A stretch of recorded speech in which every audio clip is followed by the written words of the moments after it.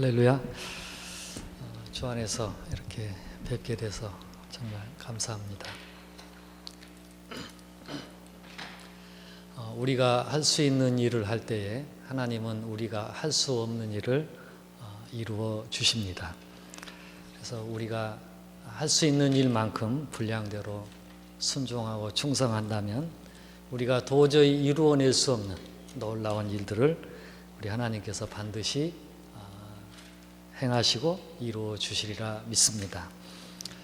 오늘 본문 말씀에 보면 하나님께서 아브라함에게 하셨던 말씀입니다. 이 창세기 12장 1절에서 3절은 프로미스라고 하지 않고 커버넌트라고 합니다. 커버넌트는 반드시 계약한 당사자들이, 이 하나님께서 하셨던 이 계약은 하나님께서 일방적으로 하셨던 계약이기 때문에 하나님께서 반드시 이루셔야만 하는 말씀입니다. 하나님께서는 아브라함에게 두 가지를 말씀하셨습니다. 내가 너로 큰 민족을 이루고 너의 이름을 창대하게 하겠다. 이 하나님의 이 아브라함에게 하신 이 복을 상단복이라고 합니다. 위에 있는 복. 그리고 하나님께서는 그것만 말씀하신 것이 아니라 너를 축복하는 자에게 내가 복을 내리고 너를 저주하는 자에게 내가 저주를 내리니 땅의 모든 족속이 너로 말미암아 복을 얻을 것이다 라고 약속하셨습니다. 이 복을 하단복이라고 합니다. 아래에 있는 복이죠. 그런데 대부분 많은 성도들이나 많은 사역자들이 놓치는 부분이 있습니다. 바로 3절의 마지막 부분입니다. 땅의 모든 족속이 너로 말미암아 복을 받을 것이다 라고 하셨던 약속입니다. 하나님께서 아브라함에게 말씀하셨던 그때 당시에는 땅에 약 70여 개의 족속이 있었습니다. 그래서 아브라함아 내가 너로 이 땅의 모든 족속이 복을 받게 하겠다라고 약속하셨는데 지금에 와서는 약 전 세계 12,000여 개의 족속으로 성장이 되었습니다. 많아졌습니다. 이 하나님께서 아브라함에게 하셨던 이 계약, 즉 말씀, 이 말씀을 하나님께서는 계속해서 하셨습니다. 이삭에게도 하셨고, 야, 내가 너로 말미암아 천하 만민이 복을 받게 하겠다. 모든 사람이 복 받게 하겠다. 야곱에게도 하셨고 요셉에게도 하셨고 그 후에도 많은 선지자들에게 이 약속을 하셨습니다. 구약 성경에 이 말씀이 55번이 기록되어 있습니다. 5라는 숫자는 하나님의 은혜의 숫자입니다. 하나님은 이렇게 5번뿐이 아니라 55번을 분명히 내가 이 일을 이루시겠다고 약속을 하셨습니다. 그리고 아브라함과 약속하신 후에 약 2000여 년 후에 하나님께서는 예수님을 이 땅에 보내주셨습니다. 예수님이 오셔서 한 일이 뭡니까? 제자를 삼아서 훈련시키셨습니다. 3년 반 동안. 3년 반 동안 예수님께서는 제자들을 말씀으로 잘 가르치시고 양육하셨습니다. 그리고 말씀하신 대로 십자가에서 죽으셨습니다. 그리고 부활하셨습니다. 부활하신 후에 예수님께서 40일 동안 이 땅에 머무셨습니다. 그 머무셨던 40일 동안에 제자들에게 11번 나타나셨는데 그 11번 중에 5번 부탁을 하셨습니다. 내가 이것은 꼭 부탁한단다. 그러니까 예수님이 십자가에 달리시기 전에는 대부분 제자들에게 계명을 지키라고 말씀하셨지만은 부활하신 후에는 또 다른 어떤 말씀을 하셨습니다. 그것을 많은 사람들은 그레이트 커미션이라고 합니다. 지상 대명령. 예수님이 이걸 해라 하는 정도가 아니라 이것은 반드시 해야 되는 것으로 말씀하셨습니다. 5번 말씀하셨습니다. 첫 번째는 마태복음 28장 18절에서 20절 말씀입니다. 그러므로 너희는 모든 족속으로 가서 제자를 삼고 아버지와 아들과 성령의 이름으로 세례를 주고 내가 너희에게 분부한 모든 것을 가르쳐 지키게 하라. 이 일을 하면 내가 세상 끝날까지 너와 함께 하겠다고 말씀하셨습니다. 땅의 모든 족속에게, 그러니까 이 땅에 있는 12,000여 개의 모든 족속에게 가서 제자를 삼으라고 하셨습니다. 두 번째는 마가복음 16장 15절에 그러므로 너희는 온 천하에 다니며 만민에게 모든 사람에게 복음을 전파하라고 하셨습니다. 그리고 누가복음 24장 49절 이하로 쭉 보시면은 이 죄사함의 은혜가 모든 민족에게 증거되어야 하리니 너희는 이 일의 증인이라고 하셨습니다. 모든 민족에게. 그리고 요한복음 20장 21절에 보면 아버지께서 나를 보내신 것 같이 나도 너희를 모든 족속에게 보낸다고 말씀하셨습니다. 예수를 믿는 우리 모두는 사실은 다 선교사들입니다. 그리고 마지막 다섯 번째 하셨던 부탁은 사도행전 1장 8절의 말씀입니다. 위로부터 성령이 너에게 임하실 텐데 오직 성령이 너에게 임하시면 너희가 권능을 받고 예루살렘과 온 유대와 사마리아와 땅끝까지 이르러 내 증인이 될 것이라고 말씀하셨습니다. 모든 족속에게 이 복음을 전하라고 말씀하셨습니다. 그리고 이 분부를 하시고 너희들은 위로부터 능력이 올 때까지 이 자리에서 좀 기다리면서 기도하고 있으라고 말씀하셨고 그 말씀대로 10일 후에 정말 성령님께서 그들에게 임하셨습니다. 그들은 능력을 받았습니다. 그리고 나가서 전도했습니다. 예루살렘에 나가서 그때 베드로의 입술을 통해서 하나님은 남자만 3,000명이 돌아오는 놀라운 역사를 베푸셨습니다. 그리고 사도행전 4장 4절에 가보시면 남자의 수만 5,000명이 되었습니다. 초대교회입니다. 예루살렘 교회였습니다. 남자만 5,000명이었으니까 여자들 또한 어르신들 또한 아이들까지 해서 약 2만여 명의 교인이 되었다고 합니다. 굉장히 대교회가 된 거죠. 그러니까 제자들이 그 순간에 망각한 것이 있었습니다. 예루살렘이 아니라 유대와 사마리아와 땅끝까지 가라고 했는데 제자들이 목회하는 일에 이제 바쁜 겁니다. 2만 명의 교인들이 생겼습니다. 12명의 제자들이 각자 맡은 파트에서 목회하느라 이제 정신이 없었습니다. 오죽했으면 사도행전 7장에 보면 스데반이 전도하러 다녔던 겁니다. 제자들이 할 일을 집사가 하고 있었습니다. 하나님께서는 이 스데반의 순교를 통하여 핍박을 주었고 이 예루살렘 교회가 흩어지게 하셨습니다. 그래서 흩어져서 간 교회가 바로 안디옥 교회입니다. 하나님은 안디옥 교회를 통해서 이제 이 복음이 모든 민족에게 전파되기를 원하셨던 겁니다. 하나님은 제자들에게 분명히 말씀하셨습니다. 너희는 모든 족속에게 가서 제자를 삼아라. 내가 너희를 제자 삼은 것처럼 모든 족속에게 가서 제자를 삼아라. 근데 제자들이 못했잖아요. 그렇게 핍박이 왔지만은 예루살렘 교회를 포기할 수 없었습니다. 그래서 한 사람도 안 떠났습니다. 예루살렘을. 그냥 나중에 베드로가 겨우 이제 베드로와 요한이 사마리아 지역만 잠깐 가서 확인차 한번 간 적은 있었죠. 그래서 하나님은 또 다른 한 사람을 준비시키셨습니다. 그분이 바로 사도 바울입니다. 사도 바울이 다메섹에 있는 예수 믿는 자들을 핍박하고 체포하려고 가던 중에 예수님을 만난 겁니다. 그때 바울의 나이가 30살이었습니다. AD 35년입니다. 그때 바울이 예수님을 만났습니다. 그리고 변화가 되었습니다. 그리고 바울은 아라비아 광야에 가서 3년 동안 영적인 훈련을 받았습니다. 어떤 분은 바울이 거기에서 헬라어, 즉 그리스어를 공부했다고 말하기도 합니다. 3년간의 훈련을 마치고 나서 그는 고향 다소에 가서 7년 동안 준비를 했습니다. 하나님은 사람을 준비해서 쓰십니다. 물론 하나님이 직접적으로 일하실 수도 있지만은 하나님은 꼭 사람을 통해서 일을 하십니다. 지금도 그렇습니다. 사도 바울은 고향 다소에 가서 복음을 연구하기 시작했습니다. 그는 구약 성경을 잘 배웠던 가말리엘의 문화생이었습니다. 그런데 구약만 잘 알고 있었는데 부활하신 예수님을 만난 겁니다. 그런데 예수님과 이 구약을 연결했더니 거기에 놀라운 비밀들이 숨겨져 있었습니다.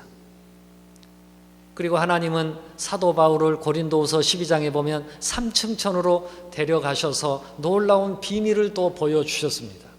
사도 바울의 서신을 보면 놀라운 영적인 깊이들이 있는 말씀입니다. 사도 바울이 깨달았습니다. 하나님은 이방에 관심이 있으시구나. 하나님이 아브라함과 약속하셨던, 아브라함아 내가 너로 말미암아 땅의 모든 족속이 복을 받게 하겠다, 이것을 이루시기 위해서 예수님이 오셨고 예수님이 명령하셨고 이 일을 우리가 해야 되는구나, 이것을 바울이 깨달았던 겁니다. 40살이 되었습니다, 사도 바울이.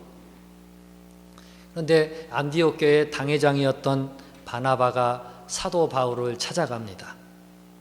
바울 선생, 우리 안디옥 교회 가서 우리 교인들을 말씀으로 좀 가르치십시다. 그래서 교육 전도사로 청빙을 합니다. 그래서 바울이 순순히 그 청빙에 응해서 안디옥 교회에서 1년 동안 안디옥 교회 교인들을 가르칩니다. 성경을 가르칩니다. 그런데 1년 후에 바울의 나이 41살 때 하나님께서는 바나바와 바울을 이제 선교사로 파송하십니다. 그래서 바울이 순종하고 전도 여행을 이제 떠나게 됩니다.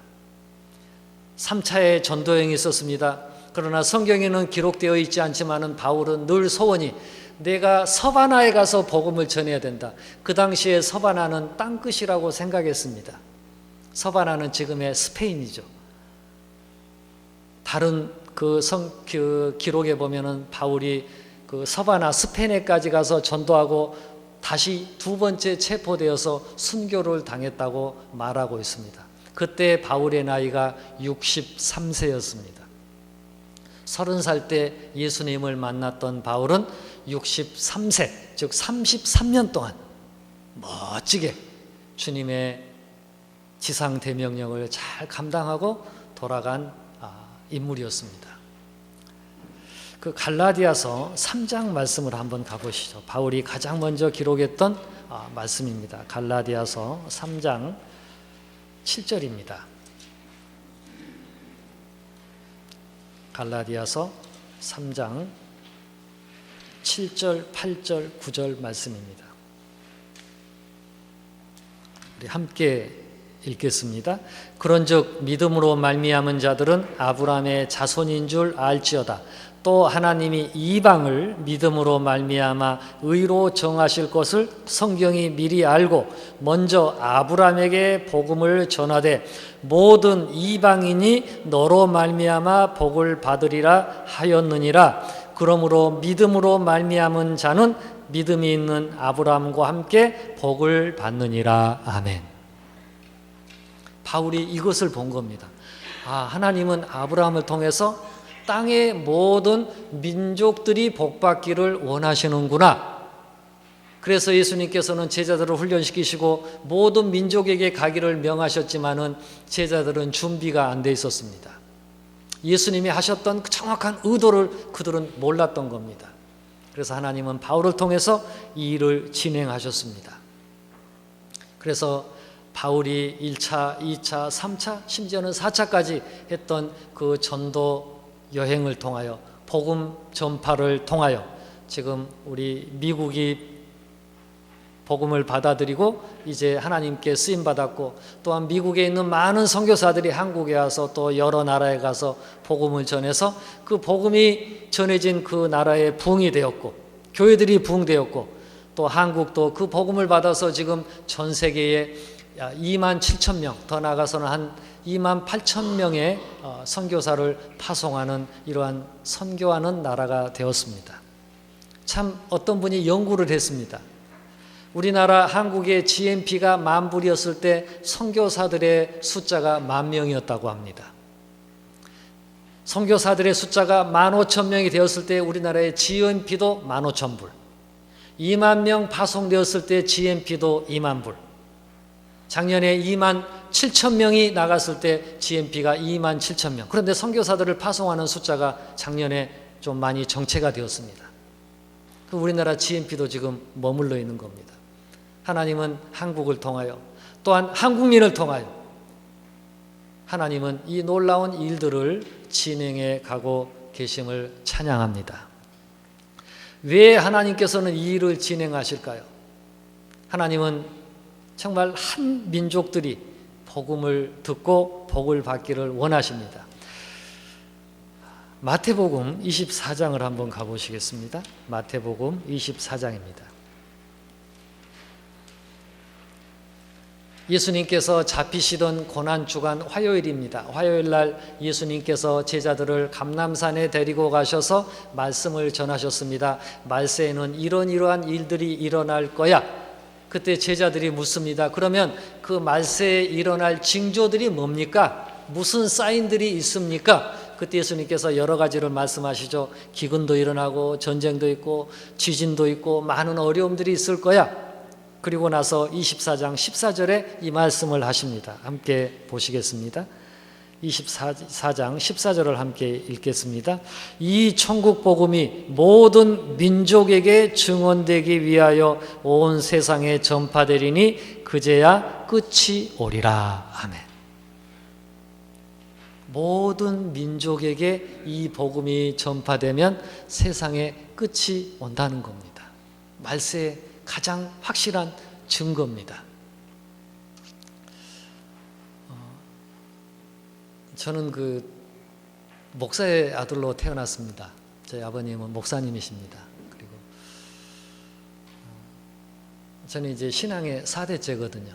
저희 그 외중조 할머님께서 6.25 때 공산당들의 죽창에 찔려서 순교를 당하셨습니다. 그분은 이제 전도 부인이셨는데 저쪽 그 전라도 신안 섬 지방을 다니면서 90개 교회를 개척했습니다. 여인으로서. 그러다가 이제 죽창에 찔려서 순교를 당하셨습니다. 문중경 전도사님이라고 하십니다. 이제 저희 아버님도 그 섬에서 34년을 목회하셨습니다. 그리고 지금 이제 정년하셔서 그쪽에서 지금 어머님과 저희 교단에서 마련해 준 조그만 조립식 집에서 지금 이제 거주하고 계십니다. 저는 어렸을 때부터 참 모범생이었습니다.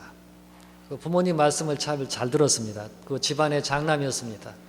전부 다들 너는 앞으로 커서 목사가 될 거야. 참 착하다고 칭찬을 많이 했습니다.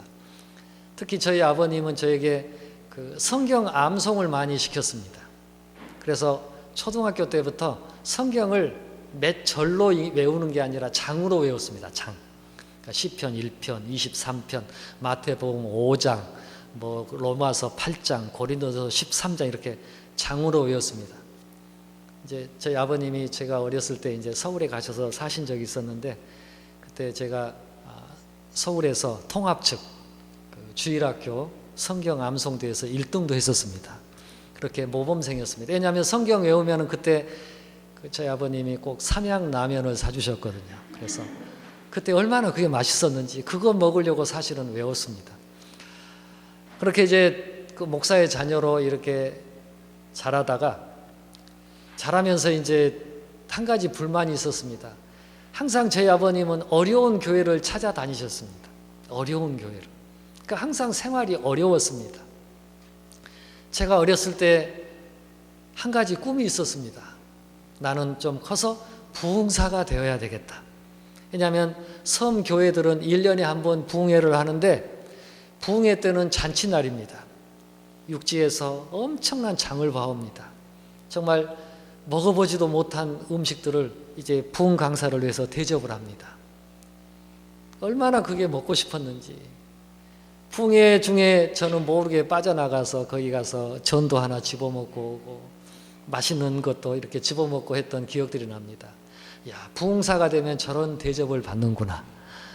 그래서 부흥사가 되고 싶은 꿈이 있었습니다. 그러다가 이제 도시로 이제 유학을 가게 됩니다. 이제 고등학교를 가기 위해서 도시로 갔습니다. 그런데 도시에 나갔는데 그 친구들하고 이렇게 지내기 시작하는데 왜 이렇게 재밌는지 몰라요. 항상 교회 안에서만 지내다가 세상 친구들을 만났는데 왜 이렇게 좋은지 몰라요. 이제 담배를 권했어요. 담배를 피우는데 처음에는 이제 막 목 아프고 그랬는데 몇 번 피우다 보니까 괜찮더라고요. 한 번이 담배 한 모금을 쭉 들이키면 왜 이렇게 마음이 평안해지는지요. 야, 세상에 이런 세상도 있구나. 밥 먹고 나서 피는 담배는 정말 꿀맛이에요. 그래서 막 그런 얘기도 있잖아요. 식후 연초 불로장생이라고. 그리고 또 그 콜라에다가 소주를 타서 이제 주더라고요. 그걸 마셨는데 이게 세상이 다 내 것 같아요. 근심 걱정 없고 그냥 어디 공중에 그냥 둥둥 떠 있는 것 같아요. 그냥 환상적인 거죠. 그냥 세상에 이렇게 기분 좋은 세상도 있구나. 그러면서 제가 이제 좀 방탕한 생활을 하기 시작했습니다. 저희 아버님은 너는 커서 목사가 된다. 우리 집안에 너는 장손이고 장남이다. 우리가 하나님께 너를 바쳤다. 그런데 저는 목사가 되기 싫었습니다. 그래서 더 방탕의 길로 빠져들었습니다. 오죽했으면 저희 아버님께서는 나는 너 때문에 목회 못하겠다. 동네에 닭이란 닭은 제가 다 잡아먹고 다녔거든요. 친구들하고. 닭 잡는데 선수입니다. 선수 제가. 남의 밭에 심어놓은 수박서리, 참외서리 다 하러 다니고 하여튼 목사의 아들이 해서는 안 될지만 골라가면서 이렇게 하던 중에 어느 날 그런 생각이 들었습니다. 내가 이렇게 살다가 결국은 나중에 뭐가 될까? 이 생각이 들었습니다. 아무리 생각해도 제가 할 수 있는 일이 아무것도 없더라고요. 그래서 어떤 그 장로님 한 분이 제가 신학교를 가면 장학금을 대주시겠대요. 그래서 그럼 신학교라도 가자 하고 갔습니다. 갔는데 술, 담배 하는 걸 못 끊겠더라고요. 그래서 모르게 밤에 이렇게 나가서 하기도 하고 그렇게 공부하다가 이제 졸업할 때가 됐습니다. 근데 제 학장님이 저를 부르시더니 조 선생 저기 섬에 교회를 개척할 곳이 한 군데 있는데 가서 개척해 보지 않겠나? 그래서 대답했습니다. 그냥 제가 가겠습니다. 그런데 걱정이 생겼습니다. 이런 모습으로 가서 어떻게 제가 교회를 개척합니까? 근데 저희 아버님이 교회에 어려운 문제가 있고 또 교회를 옮기실 때마다 항상 저를 데리고 기도원회를 다니셨습니다. 그게 생각이 났습니다. 무슨 일이 있으면 기도를 해야 되겠구나. 기도원에 가야 되겠구나. 그래서 큰맘 먹고 포천에 있는 오살리 순복음 금식기도원에 갔습니다. 이왕 기도하려면 금식하면서 해봐야지. 그리고 가서 이제 한 끼 저녁 금식을 했는데 도저히 배고파서 못하겠더라고요. 금식기도는. 하나님 저는 금식기도 체질은 아닌 것 같습니다. 저 그냥 가겠습니다. 근데 그날 밤이라 가는 버스가 없었습니다. 저녁 예배를 마치고 이제 숙소에 가려고 하는데 배가 고팠어요. 그래서 수도가에 가서 물을 실컷 마시고 가서 잘까 했는데 그래도 여기까지 왔는데 기도라도 한번 하자. 그래서 기도하러 갔습니다. 그 오살리 금식기도원 앞에 보면 소나무 숲이 있고 그 사이사이에 쉴 수 있도록 시멘트로 벤치를 만들어 놨습니다. 벤치를 앉을 수 있도록 거기에 무릎을 꿇고 앉았습니다. 하나님 저 앞으로 어떻게 해야 됩니까? 이런 모습으로 제가 무슨 일을 합니까? 눈을 감고 있는데 갑자기 이런 영상이 보이기 시작하는 거예요. 너무 선명하게 제가 했던 못된 짓들이 너무 선명하게 그냥 막 보이기 시작하는 거예요. 남의 집에서 이렇게 훔쳐먹고 그냥 부모님 속상하게 했던 것들이 막 너무 선명하게 그냥 보이는 거예요. 하나님 제가 잘못했습니다. 저 한 번만 용서해 주십시오. 이렇게 이제 기도하기 시작했습니다. 그런데 용서를 안 해주신 것 같아요. 마음이 답답하고 그래서 이제 제 가슴을 치기 시작했습니다. 하나님 한 번만 용서해 주십시오. 그래도 마음이 안 편해. 그래서 제 뺨을 때렸습니다. 나중에는 막 주먹으로 제 머리를 치면서 한 번만 용서해 주십시오 하나님. 그런데도 용서 안 해주신 것 같아요. 제가 보기에는 좀 이렇게 순한 것 같아도 좀 오기가 있습니다. 제가 한 번 딱 하면 끝까지 합니다. 저는.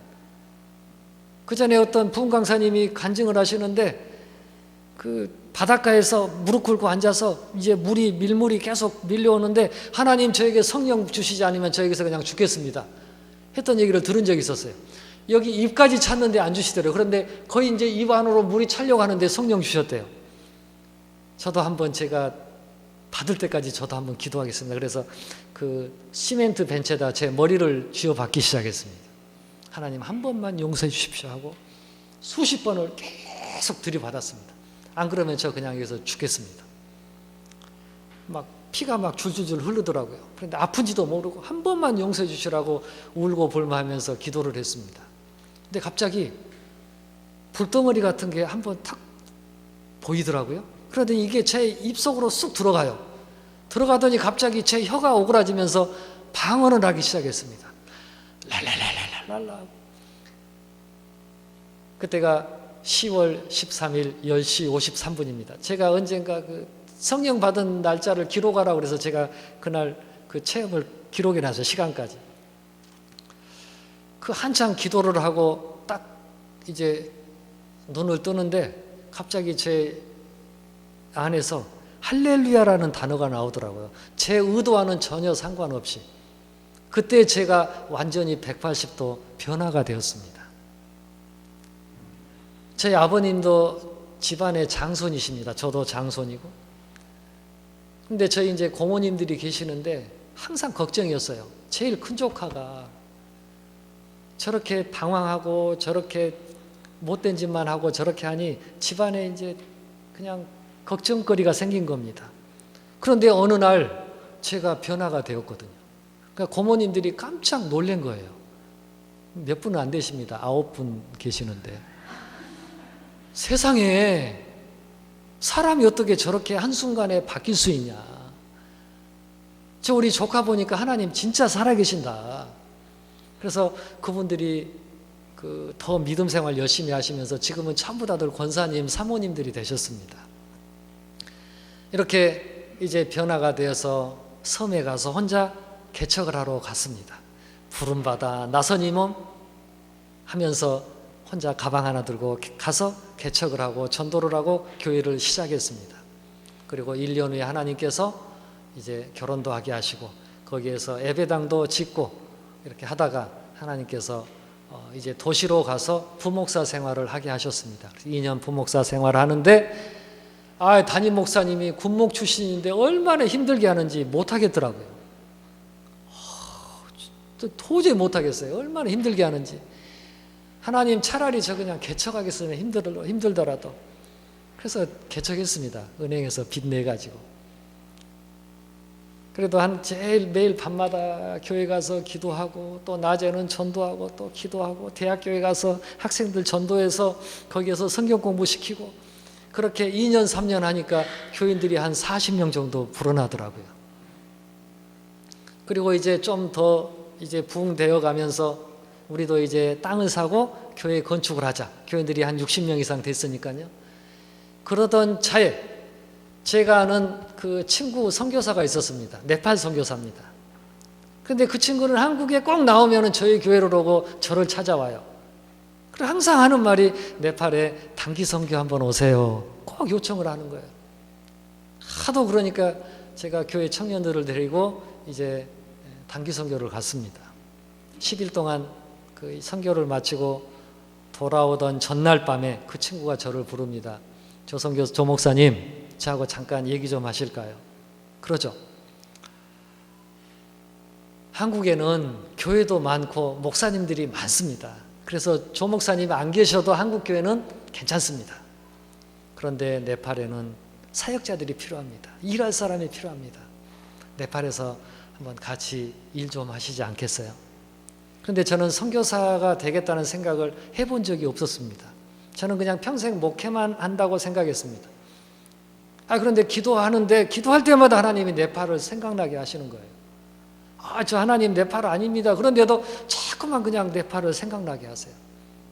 하나님 그러면 제가 네팔을 꼭 가야 됩니까? 가라는 사인을 주셨습니다.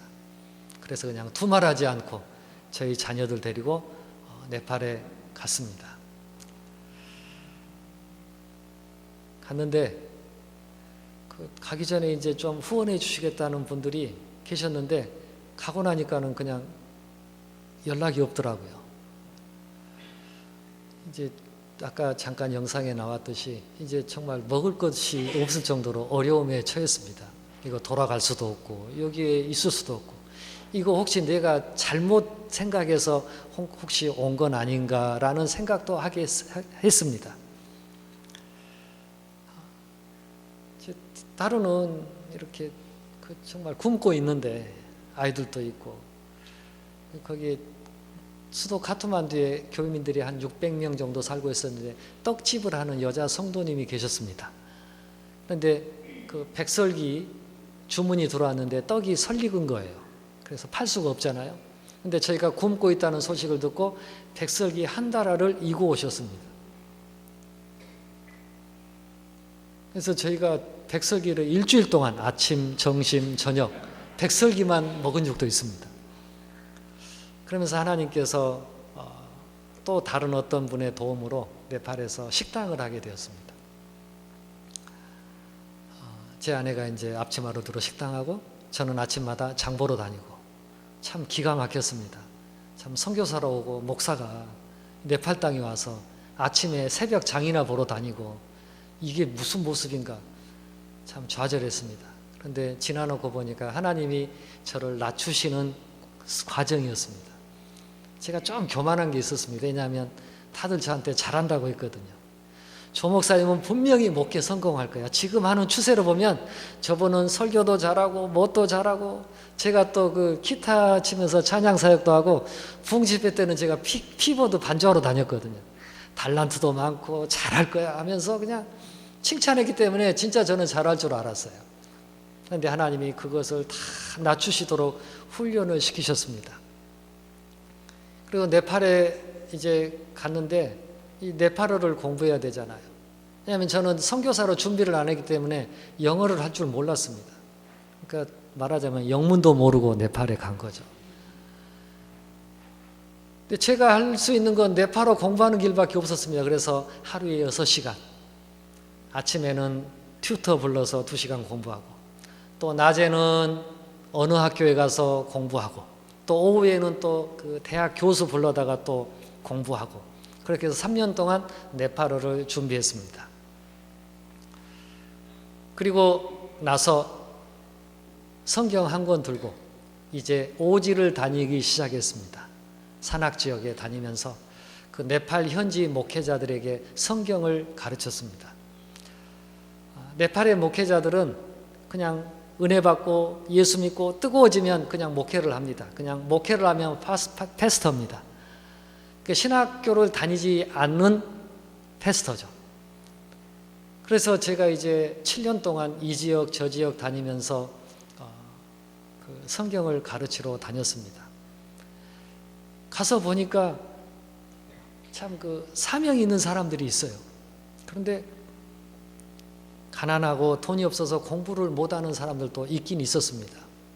한 번은 이제 그런 사역을 하러 다니는데 어느 집회 때 그 네팔 현지 목사님이 한 여성도를 데리고 왔습니다. 선교사님, 이 성도님이 지금 암이 너무 빨리 막 퍼져가지고 오래 못 산다고 하네요. 병원에서도 못 고친다고 하네요. 기도 좀 한번 해주십시오.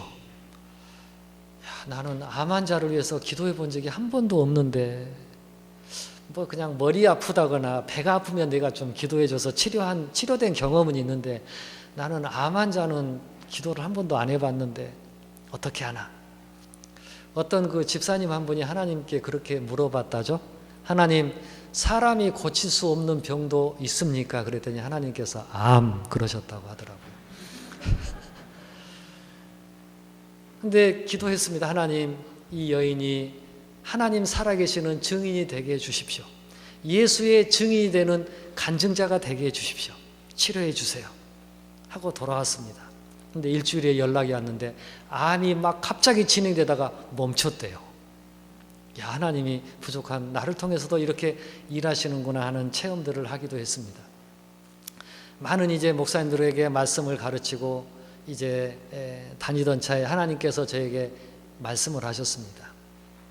네팔 간지 10년째였습니다. 조선교사야, 신학교를 네가 시작해라. 그때 때마침 어떤 장로님 한 분이 선교사님, 제 꿈이 신학교를 한번 그 후원하는 꿈인데 제가 저희 자녀들에게 좀 후원비를 모을 테니까 신학교를 한번 시작하십시오. 또 마침 그렇게 얘기하시더라고요. 조선교사야, 네 다녀봤잖냐. 내가 좀 일꾼으로 쓰고 싶은데 배우지 못하고 가난해서 신학교에 올 형편이 안 되는 아이들 네가 좀 키워다오. 그리고 이름은 바울신학교로 지어라. 나는 바울처럼 정말 목숨 걸고 나의 일을 하는 자들이 필요하단다. 네가 10명만 키워다오. 그러한 사람들을. 그래서 시작한 게 바울신학교입니다. 저는 정말 신학교 할 자질이 없습니다. 아무것도 할 수 없습니다. 그래서 그래도 그냥 순종하고 아멘 했습니다. 조그만 집을 하나 얻어서 시작하고 학생들을 모집했습니다. 근데 아까 영상에 봤듯이 한 아이는 알코올 중독자, 그 부부였습니다. 그리고 하나는 또 노름꾼, 또는 마약 중독자, 또 아까 한 여인은 예수 믿는다고 집안에서 쫓겨난 여인, 조그만 애까지 데리고 왔어요. 그리고 힌두교 제사장 아들, 예수 믿은 지 한 달밖에 안 된 사람들, 이런 사람들을 신학생으로 보내주셨어요. 하나님, 제가 이런 사람들을 어떻게 훈련시킵니까? 저 못하겠습니다. 그런데 하나님께서 하래요. 그래서 첫날부터 한 게 성경 통독하는 겁니다. 그냥 성경 읽는 겁니다. 성경을 모르잖아요. 그러니까 창세기부터 그냥 하루 종일 읽는 거예요. 그리고 저녁에는 기도하는 겁니다. 기도회를 했습니다. 그런데 기도회 할 때마다 성령님께서 임하셨습니다. 밤에 기도회 시간마다 막 역사하시는 거예요. 그들을 막 뒤집어 놓는 겁니다. 전부 다 막 방언이 터지고 막 하나님 살아계신 것을 막 체험하기 시작합니다. 그리고 나서 말씀을 공부하는데 이게 열리는 거예요. 말씀이 이해되고 성령님께서 그렇게 3년 동안 훈련시켜 주셨습니다. 밤마다 그냥 울부짖고 막 얼마나 기도를 하든지 그 동네 사람들이 막 굉장히 항의를 했습니다. 컴플레인을. 잠을 못 자겠대요. 네팔 사람들은 좀 일찍 자거든요. 막 울부짖으니까 거기는 기분 나쁘면 막 돌멩이 던지거든요. 집에다가. 그런데 저희가 렌트한 그 집 주인이 경찰입니다. 경찰. 그러니까 경찰은 그 나라에서는 굉장히 파워가 있습니다. 그것도 굉장히 높은 지위에 있는 경찰입니다. 그러니까 돌은 못 던지고 막 끙끙 앓은 거죠. 그렇게 해서 3년을 마치고 났는데 그 옆집 주인이 제발 좀 이사 좀 가달래요. 한 집이 탁 신학교가 붙어 있는데 찬송가를 자기가 거의 다 외웠대요. 이제는 찬송 소리만 들으면 막 돌아버리겠대요. 제발 좀 이사 좀 해달라고. 그런데 하나님께서 또 싸고 좋은 이러한 건물을 이렇게 예배해 주시고 하셔서 지금은 이제 좀 더 넓은 곳에서 이제 학생들이 훈련받고 있습니다. 처음에 14명을 졸업시켰습니다. 근데 그들이 나가서 10개의 교회를 개척을 했습니다. 여자들도 가서 교회를 개척했습니다. 저희는 그 후원이 많지 않기 때문에 학생들을 모집하면 3년 가고 또다시 모집해서 3년 가는 이러한 스타일이었습니다. 그런데 저희 신학교가 이제 소문이 나가지고 야, 바울신학교 졸업한 학생들은 사역을 잘하더라. 전도도 잘하고 정말 열정으로 정말 주님만 바라보고 목회하더라. 그래서 이제 신학생들을 자꾸 교회들이 이제 보내기 시작했습니다. 그래서 지금은 20명을 수용할 수 있는 공간인데 54명이 54명이 지금 공부하고 있습니다. 좀 좁더라도 지금 견디면서 공부하고 있습니다. 저희의 신학교에 오는 학생들은 정말 가난한 사람들입니다. 그래서 학비를 받을 수가 없습니다. 물론 신학교 운영비가 많이 부족했습니다. 그러나 하나님 살아계시잖아요. 그리고 하나님이 이 신학교를 시작하게 하셨지 않습니까? 그러니까 하나님이 운영해 주십시오. 저는 그냥 순종만 하겠습니다. 그리고 저는 이 학생들에게 아침부터 저녁까지 성경만 가르치기 시작했습니다. 다른 신학 과목은 이제 현지 교수들을 불러다가 이제 가르치게 하고. 그런데 지금은 이제 학생들이 많아져서 1학년, 2학년, 3학년 이렇게 나누어서 3개 학년으로 가르칩니다. 그래서 저는 아침에는 새벽 기도 때 큐티 훈련시키고 아침, 저녁 일주일 내내 학생들에게 성경을 가르치고 저녁에는 또 설교하고 이렇게 학생들을 가르쳐 나가고 있습니다. 그리고 제가 또 하는 사역으로는 그 현지 목회자들을 지금도 훈련시키고 있습니다. 그래서 매주 목요일마다 현지 목회자들을 신학교로 불러서 이제 말씀을 가르칩니다. 10년 됐습니다. 신학교 시작하기 전에 저희 집에서부터 시작한 성경 공부였는데 지금까지 이제 계속 목회자들이 와서 꾸준히 말씀을 공부하고 있습니다. 근데 이분들 교회들이 지금 부흥되기 시작했고 이 교회들을 통해서 50교회 교회가 개척이 됐습니다. 또 저희 바울 신학교를 통해서 20교회 교회가 개척이 됐고 또 지금도 우리 학생들이 나가서 계속 전도하면서 교회 개척을 지금 하고 있습니다. 저는 우리 학생들이 저한테 배운 걸로 끝나는 것이 아니라 너희들이 나한테 배웠으면 너희들도 가서 제자를 만들어라. 그래서 바울 신학교 분교, 말하자면 브랜치죠. 그 브랜치를 지금 세우고자 또 기도도 하고 있습니다. 또 학생들이 방학할 때는 1년에 2번 전국에 있는 목회자들을 모아다가 이제 말씀 세미나를 하고 있고, 네팔은 아까 토요일이 제가 토요일마다 갔었는데 토요일이 네팔은 주일입니다. 힌두교 달력으로는. 그래서 현지 예배는 토요일 날 드립니다. 그래서 매주 토요일마다 현지 교회에 다니면서 말씀을 전하고 있고, 또 목회자들이 자기들끼리 요청을 하면 또 목회자 세미나를 하러 항상 방학 때는 또 이렇게 다니고 있습니다. 하나님께서는 아브라함에게 약속을 하셨죠. 땅의 모든 족속이 너로 말미암아 복을 받을 것이다. 그런데 지금 전 세계에 약 한 12,000여 개의 부족이 있습니다. 종족이 있습니다. 그런데 아직도 복음을 한 번도 들어보지 못한 미전도 종족들이 있습니다. Unreached peoples라고 그러죠. 그런데 그 예수를 한 번도 듣지 못한 미전도 종족들이 북인도 네팔 지역에 몰려 있습니다. 저는 어쩌면 사도 바울이 아시아 쪽으로 전도하러 가려다가 하나님께서 반대로 돌리셔서 지금 그 땅끝에 이르렀지 않았나 생각하고 있습니다. 그 지역에 약 600여 개의 미전도 종족들이 있습니다.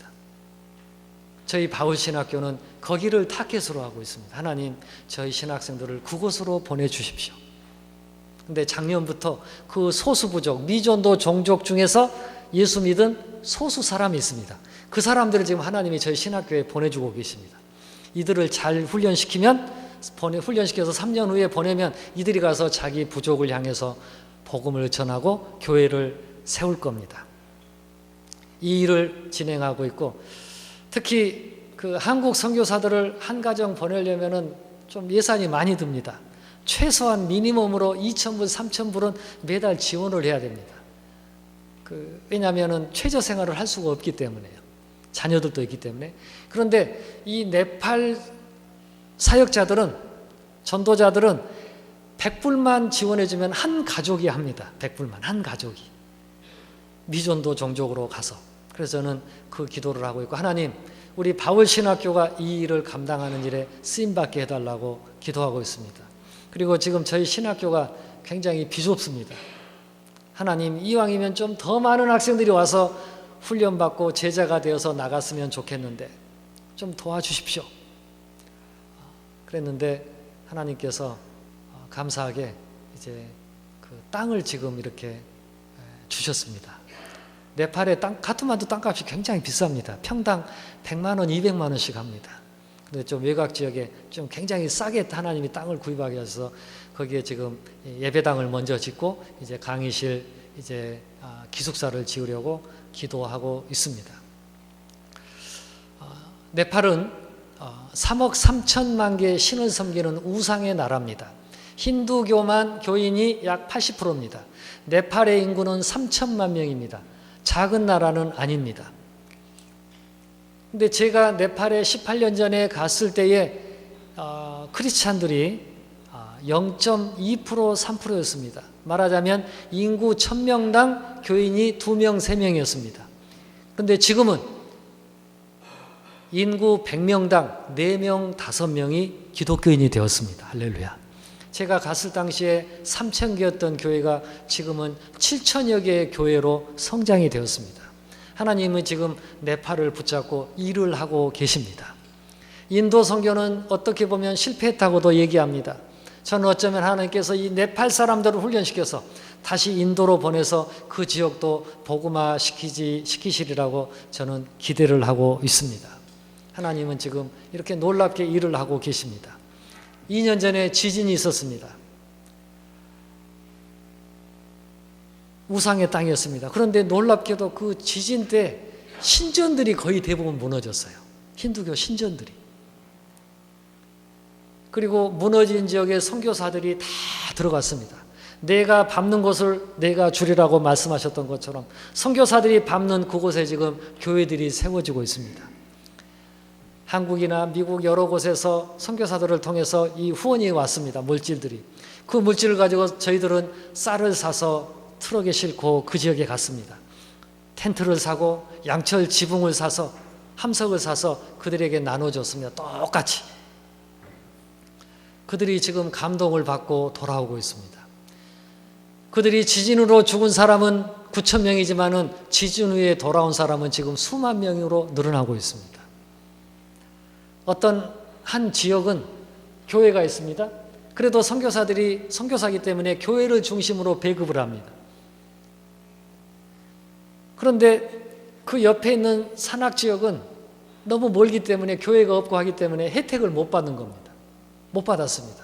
그러니까 이 교회가 없는 지역의 사람들이 그런 얘기를 합니다. 야, 우리 동네도 교회 필요하다. 저쪽은 교회 있어가지고 혜택을 많이 받았잖냐. 그러니까 우리 교회도 교회 세우자.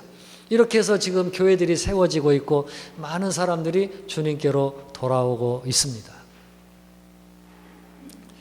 그 네팔은 내륙 국가입니다. 바다가 없습니다. 인도로 완전히 둘러싸여 있는 나라죠.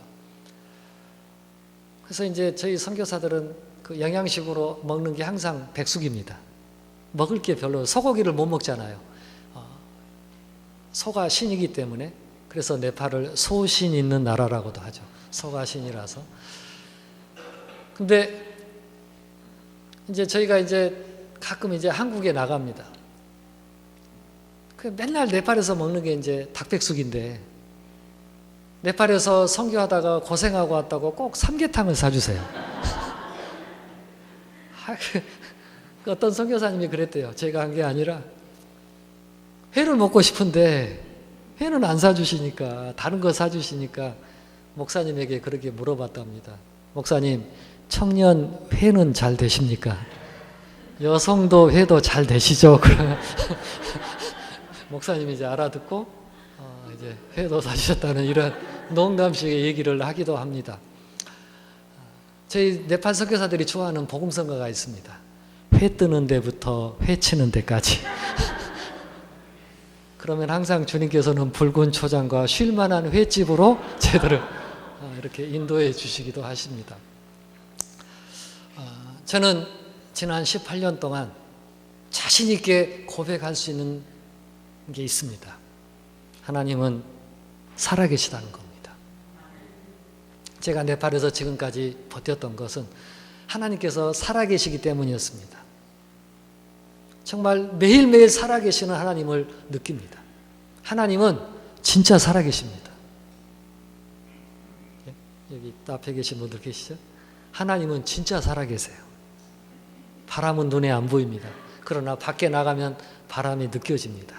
나뭇가지를 보면 바람이 흔들리는 것을 알 수가 있습니다. 안 보입니다? 마찬가지입니다. 하나님도 가까이 나가면 느낄 수 있습니다. 기도하면 하나님이 응답을 주십니다. 분명히 하나님은 살아계십니다. 저는 정말 참 다른 선교사들보다 좀 어렵게 선교를 했습니다. 무슨 이유인지 하나님이 저한테는 좀 고난을 많이 주셨어요. 다른 선교사들은 처음부터 오자마자 후원교회가 그냥 후원교회에서 차도 사주고 좋은 집에서도 살게 하고 자녀들은 좋은 학교 다니고 큰 사역들을 하는데 저는 하는 게 하나도 없었습니다. 오직 성경 하나 들고 다니는 일밖에 없었습니다. 몇 년 전에 어떤 선교사가 신임 선교사가 저한테 그 얘기를 하더라고요. 저 선교사님은 뭐 지금까지 해놓은 게 하나도 없네요. 그때 제가 그날 밤에 그 얘기를 두고 하나님 앞에 기도했습니다. 하나님, 진짜 보니까 저는 해놓은 게 하나도 없네요. 물론 이제 하나님 뜻대로 산다고 성경 가지고 그냥 여기저기 다니면서 가르치는 일밖에 안 했는데 하나도 없네요. 그런데 그 말을 들으니까 좀 마음이 안 좋습니다. 하나님. 그런데 어느 날 보니까 신학교도 하게 하시고 고아원도 하게 하시고 재봉교실도 하게 하시고 빈민촌 사역도 하게 하시고 목회자 훈련, 교회 개척 사역, 어느 날 보니까는 제가 하는 일들이 선교사들 중에서 제일 많아졌더라고요. 어느 날 보니까. 하나님은 나의 작은 신음소리까지도 그냥 제가 꼭 그렇게 하고 싶어서가 아니라 하나님 그 말 들으니까 제가 좀 속상합니다. 그 작은 그 신음한 건데 신음소리인데 하나님은 그것까지도 듣고 응답을 해주셨습니다. 무슨 일이 있을 때마다 하나님 이 일은 하나님 일이잖아요. 제가 어떻게 합니까? 하나님 저 못합니다. 그때마다 하나님께서는 꼭 영적인 까마귀들을 보내주시고 생각지 않는 분들 만나게 해주셔서 이렇게 지금까지 일을 진행해 오고 계십니다. 저는 지금까지 고백합니다. 하나님 저는 절대 사람에게 어떤 부탁하지 않겠습니다. 하나님 살아계시잖아요. 그러니까 저는 절대 누구한테 이메일 보내고 이거 요청하고 저거 요청하고 하지 않겠습니다. 하나님 알아서 해 주십시오. 그렇게 했는데 저 영상도 제가 유명해서 그 뭐 좀 이름이 알려져서 이거 영상에 나온 게 아니라 다른 사람 찍으러 왔다가 그게 캔슬돼 가지고 갑자기 저를 찍은 겁니다, 사실. 그래서 제가 이렇게 나온 겁니다. 근데 이걸 통해서 또 하나님이 후원도 하게 해주시고 또 정말 감사한 것은 김 목사님께서 저를 모르잖아요. 알 수 있는 도저히 어떤 관계가 없잖아요. 연결고리가. 그런데 하나님께서 이렇게 연결시켜 주셨어요. 그 영상을 보게 하시고 감동을 주시고 네팔까지 오셔서 저를 만나고 또 저도 결국은 또 미국까지 이렇게 와서 초대받고 이 자리에 서게 되었습니다.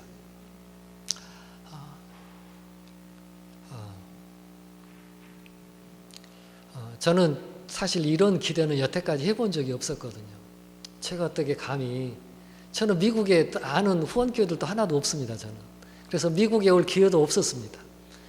몇 년 전에 이제 저희 아들이 이제 딸이 이제 있어서 카나다에 그 부흥집회 초청받았다가 이제 잠깐 한번 들렸다 간 적은 있었는데 이번에 이렇게 뜻하지 않게 왔는데 이렇게 초청해 주셔서 저 같은 것도 이렇게 좀 세워주시고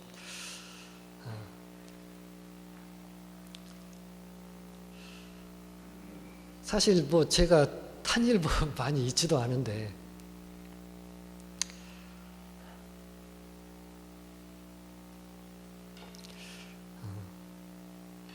그리고 그냥 뭐 작은 일 조금밖에 지금 일하고 있는 작은 그 선교사에 불과한데 또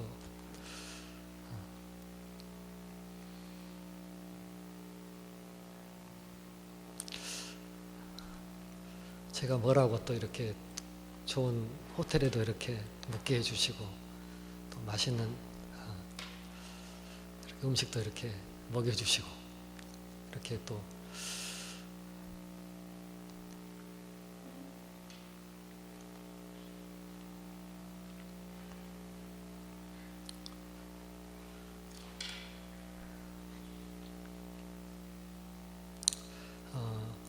저는 이 모든 일을 보면서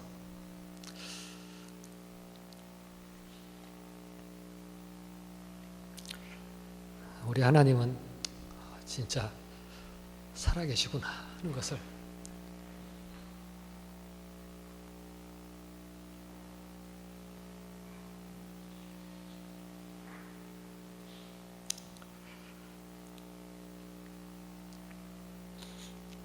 사실 저희 얘들은 그 이제 제가 그 후원이 없었기 때문에 현지 학교 보냈습니다. 그냥 다른 선교사 자녀들은 인터내셔널 스쿨 보내면서 근데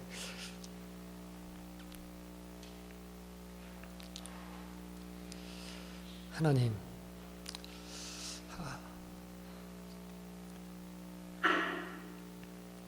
사실 아이들은 저만 따라왔는데 그때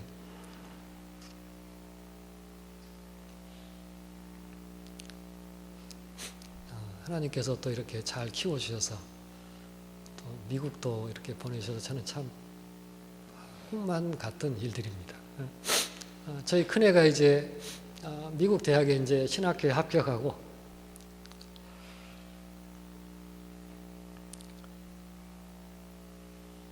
미국에 가야 되는데 항공료가 없는 거예요. 시간은 이제 빠듯빠듯 다가오는데 보내야 되는데 보낼 길이 없잖아요. 하나님 어떻게 합니까? 그랬는데 네팔에는 그 화장을 시킵니다. 사람들이 죽으면 강가에다가 화장시켜서 바로 보내고 거기다 이제 동전을 이렇게 이제 가는데 뭐 여비하라고 이렇게 보내주는 전통이 있죠. 그런데 그걸 주워서 먹고 사는 아이들이 있습니다. 그 엽전 주워서 그걸 촬영하러 한국의 어떤 한 방송사에서 온 거예요. PD가. 그런데 저희가 식당을 하다가 그 PD를 이제 친분이 있는데 그 PD가 저희한테 연락을 한 겁니다. 선교사님, 제가 이렇게 방송을 촬영하러 왔는데 통역이 필요합니다. 좀 도와주실 수 있습니까? 그때 마침 저희 아들이 이제 현지 학교를 다녔기 때문에 네팔어를 잘합니다. 그래서 우리 아들이 있으니까 좀 시키라고. 그래서 12일 동안 따라다니면서 통역을 했습니다. 그런데 그 마치고 갔는데 한국 일당을 주더라고요. 한국처럼. 한국에서 주는 일당으로. 근데 그게 딱 비행기 왕복 값이 딱 나오는 거예요.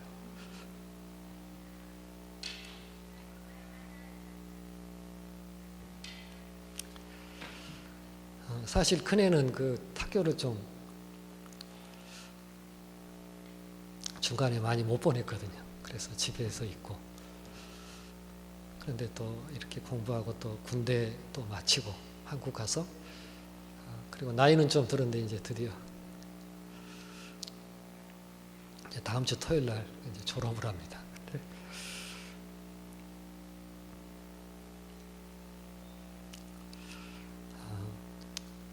저는 지금 이제 제 나이가 이제 55인데 하나님, 저는 그냥 죽을 때까지 네팔에서 제자들을 키워나가고 평생 그냥 있겠습니다. 이런 고백을 했는데 그 후로 하나님께서 참 좋은 분들도 만나게 해주시고 참 은혜를 많이 베푸셔서 참 저는 그냥 오직 감사밖에 없습니다.